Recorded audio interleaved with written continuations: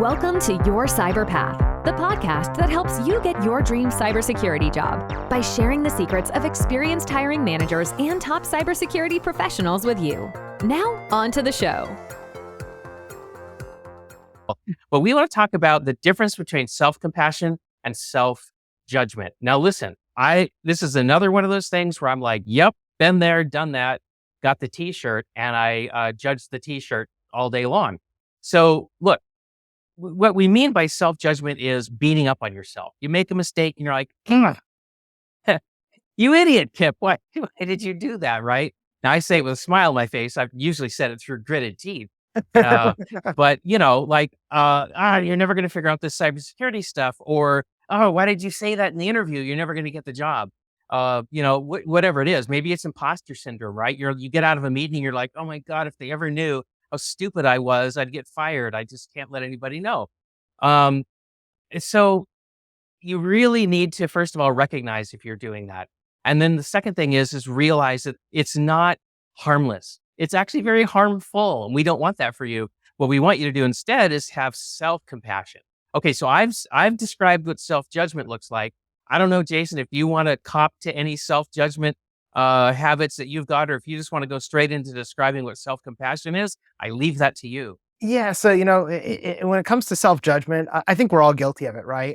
For me, I don't tend to have self-judgment around what I know or what I do, but I have it more about my appearance, right? Like, oh, you're a little soggy around the midsection, Jason. You're a little out of shape. You need to go to the gym more. No one's going to like you because why would somebody want to listen to you when you're, not a skinny, athletic, marathon runner or something? I don't know. Interesting. I have more about that around the way I look and the way I present myself. And I'm very, very conscious of that. Well, you have the right haircut. You got to know that. I got the right haircut. I got the balding haircut. That makes me feel better about myself. Not, the reason I'm bald is because I'm losing my hair here. So I pay the rest of it. Right. Yeah. This isn't just so I can hear things. Yeah. But yeah, things like that. And even before we got on this podcast to record it, because for those who don't know, we also put these clips on YouTube, and we have the full episode at Your Cyber Path on our YouTube channel. I'm always kind of wary about how I look on camera. And I actually switched from using the headset like Kip is to using a lavalier mic, because you can actually see the green screen between my head and where his microphone's headset. Yeah, this little space right here. And it drove me crazy. And I'm like, nope, can't do that. So I switched to a lavalier mic and speakers, so that way it looks better and it looks like I'm actually in front of the bookshelf when I'm actually not. I'm in my house right now and not at my studio. So, but again, it's one of those things like, I'm like, people are going to judge me based on how I look. And I'm a much harsher critic than anybody else is about myself. And so it is a struggle, I think, for everyone, no matter how successful or unsuccessful you are. I never really had the imposter syndrome thing that I know a lot of people do. And I've met a lot of folks who are like, I can't speak up in that meeting. I just got here a week ago. They won't know that I know what I'm talking about. And I'm like, dude, just speak up, do it. Right. Make yourself heard, make yourself known, because you've got something valuable. The reason we hired you in the first place is because you're valuable. Otherwise we wouldn't have wasted our time or money hiring you. Right. And I think that's important to keep in mind as well. So for me, I think when it comes to self-judgment, we are our hardest critics, and we have this internal monologue. And the horrible thing is you can't turn it off. It's not like a TV show where you could change the channel. In your head all day, it's going, you're not pretty enough. You're not smart enough. You're not good enough. No one's going to want you. And this thing does get this negative cycle over time. So how do you overcome it? Well, I think as Kip said, self-compassion. And, Kip was nice enough to prepare some show notes for us before we started talking. And one of the things he put in there was actually a quote from a career coach named Margie Worrell. And I think it's really good. She recommends that you treat yourself with patience, empathy, warmth, and understanding that you'd expect to have a friend give you, instead of being this harsh, you idiot self-judgment that we normally give ourselves. So I think it's important to keep that in mind. And we are our own worst critics, I think. And the research shows that as well. It's not just us saying this. Research over time shows that people have this inner monologue, and they are the worst critic of themselves. Mm-hmm. Yeah.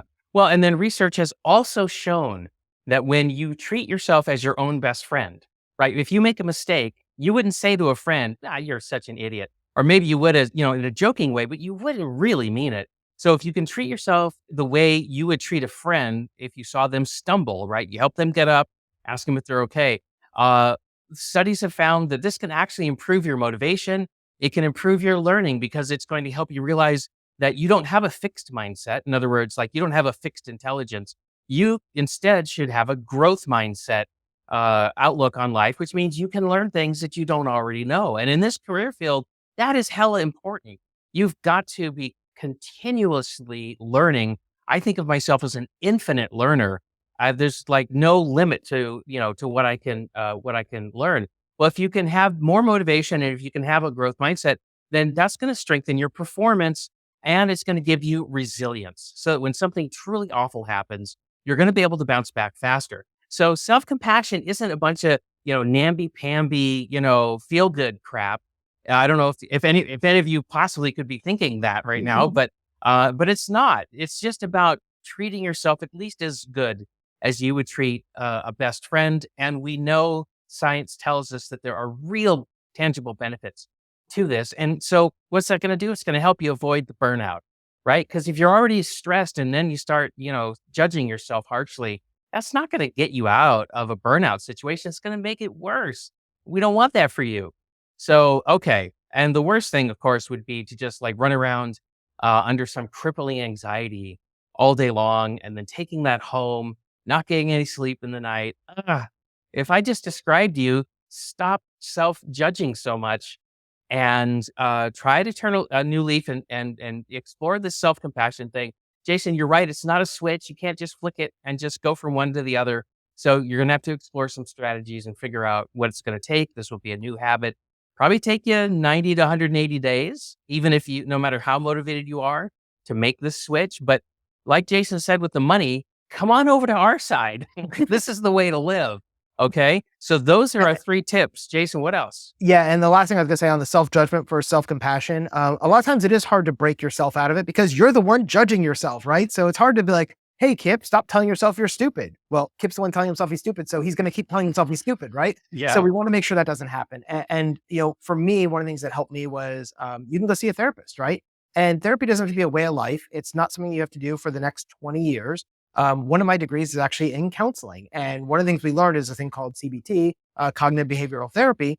And it's really focused on 4 to 6 sessions to change a specific thing. So if you're having these voice tracks in your head telling you you're not good enough, you're not smart enough, you're an imposter, blah, blah, blah, go see a therapist for 4 to 6 sessions. It won't cost a ton of money. They can help you put in new practices in place to help you overcome that and get you out of that negative spiral. And again, it's not a super expensive thing. If you don't have the money, there are free therapists available. And if you happen to be a member of a church, you can always go to your pastor and they give free counseling as well, usually using the CBT style, which is 3 to 5 sessions, and get you going over the next, once a week for the next 5 weeks. You'll be a changed person. It will really help you. And some private firms have an employee assistance program, an EAP, and that will give you free counseling as well. And then your standard medical insurance probably has a counseling benefit in there. So there's all kinds of different avenues that you can use to get these 4 to 6 sessions Jason's talking about. Now, Jason, as somebody who is trained to be a counselor, it's pretty safe for you to say, hey, you should go try counseling, right?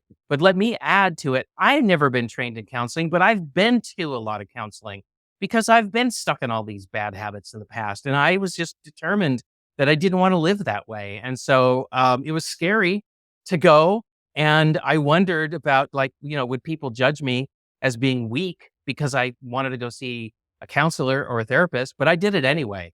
And I'm really glad I did. It has really, really improved my life. So I just want to go on record. It's okay. It really is okay. And if you have to just not tell people because they are judgy, then don't tell them, but go. And the other thing I would say, as far as from the medical insurance side, check your medical policy because a lot of them do have where you can go to counseling for a certain number of sessions at no cost with no prior approval. For instance, when I was in the military and working with the government, we have TRICARE. And under TRICARE, you're allowed to get 8 free visits per year without any kind of consultation.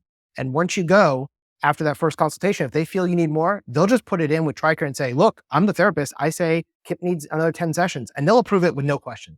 It's really not, cost should not be a big issue here as long as you have a decent medical policy. But again, if cost is an issue, go check a local church. Even if you're not religious, most churches will see you whether you're a member of them or not. And they will do free what's called pastoral counseling. And going through these type of things to help you with some of that. So they just care about you. So don't worry that, someone's going to try to convert you or something like that.